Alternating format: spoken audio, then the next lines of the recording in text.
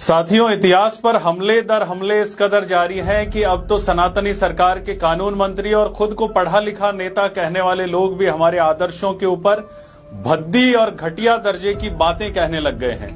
बीकानेर सांसद अर्जुन राम जी मेघवाल ने एक कार्यक्रम में बोलते हुए भारत भूमि की गौरव भक्त शिरोमणि मीराबाई साहब पर ऐसे ओछे और घटिया बयान दिए हैं कि माफी शब्द अब बहुत छोटा है। माननीय सांसद ने मीराबाई साहब पर गलत जानकारी तो दी ही, साथ ही हमारी परंपराओं पर एक ऐसा प्रश्न चिन्ह लगा दिया जिसका कोई आधार नहीं है। मंत्री जी मतदाताओं को लुभाने के लिए और राजनीतिक एजेंडों की पूर्ति के लिए चाहे जैसा भाषण दें, लेकिन भगवान के लिए इतिहास के साथ कम से कम खिलवाड़ नहीं करें। मंत्री जी कहते हैं कि मीराबाई साहब के पति की मृत्यु खानवा के युद्ध में हुई, लेकिन ये एकदम गलत जानकारी है।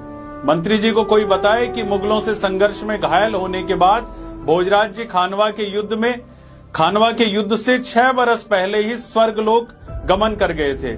फिर मंत्री जी कहते हैं कि शादी के 1 साल बाद ही भोजराज जी की मृत्यु हो गई, जबकि भोजराज जी विवाह के 7 बरस बाद नित्य निकुंज धाम में सिधारे थे और भोजराज जी के अंतिम समय में स्वयं मां मीरा ने युवराज भोजराज जी को अपनी गोद में लेकर ये पद सुनाया था कि पधारो श्री जी संग सरकार, खुले हैं मन मंदिर के द्वार, तुम्हारी दासी करे इंतजार, पधारो श्री जी संग सरकार। ये पद सुनते सुनते भोजराज जी नित्य निकुंज धाम में पधारे थे।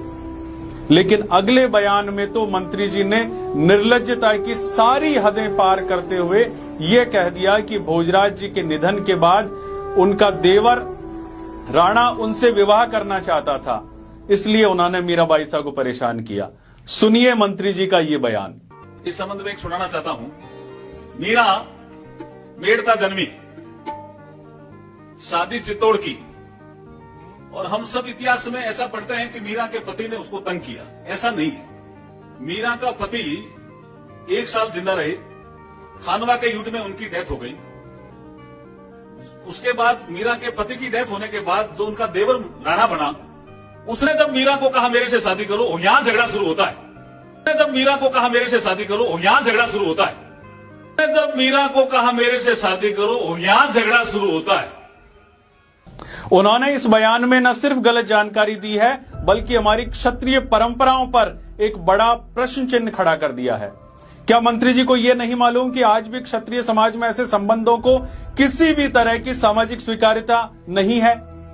साथ ही देवर और भाभी के पवित्र रिश्ते को हमारी परंपरा में पवित्रता के मानकों पर तोला जाता है।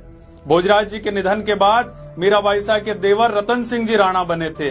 वे तो मीरा जी को मां ही मानते थे। उनके बाद विक्रमादित्य राणा बने, वे भी अल्पायु में चल बसे। ऐसे में मंत्री जी ने किस 1 वीक सीरीज से ज्ञान लिया, या इसके पीछे उनका कोई बड़ा एजेंडा है? मैं 16वीं सदी की नहीं बल्कि आज 21वीं सदी में भी मंत्री जी को बताना चाहता हूं कि क्षत्रिय समाज में देवर और भाभी के रिश्ते को सिर्फ एक मां और पुत्र के रिश्ते के तौर पर ही मान्यता है। आपने ऐसा बयान दिया है जिसका ना तो कोई ऐतिहासिक आधार है और ना ही सामाजिक आधार है। देश के कानून मंत्री होने के नाते आप धाराओं में बदलाव कर सकते हो, परंतु अगर आप ब्रह्मांड के भी कानून मंत्री होते तो भी गौरवशाली क्षत्रिय इतिहास में मनगढ़ंत बदलाव या संशोधन करने का आपको अधिकार नहीं। मां मीरा के सतीत्व पर बेबुनियाद चर्चा करने से पहले एक बार यह विचार किया होता कि ईश्वरीय स्वरूप मां मीरा के बारे में इतना सस्ता ज्ञान आप कैसे बांट सकते हो?